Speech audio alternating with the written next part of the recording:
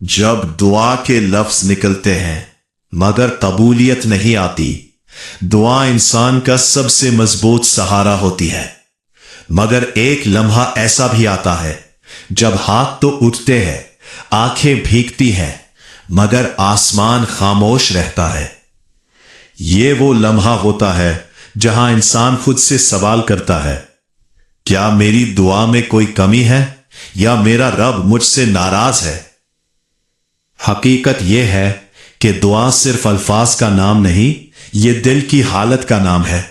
और जब दिल बोझल हो जाए तो दुआ भी कमजोर हो जाती है।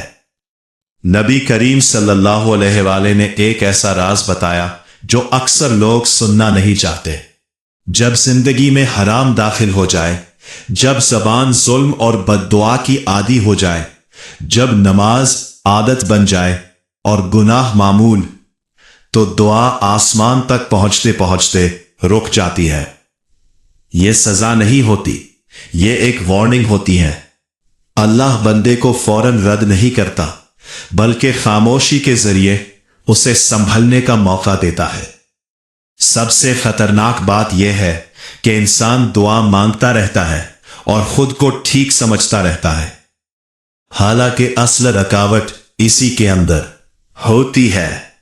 कबूलियत इस दिन शुरू होती है जिस दिन इंसान अपने रिज़्क़ को देखता है, अपनी ज़बान को काबू में लाता है, अपने दिल की सफाई शुरू करता है। याद रखो, अल्लाह हर दुआ सुनता है, मगर हर दुआ फौरन कबूल नहीं करता। और जिस दुआ को रोक लिया जाए वो अक्सर हमें बचाने के लिए रोकी जाती है, तोड़ने के लिए नहीं।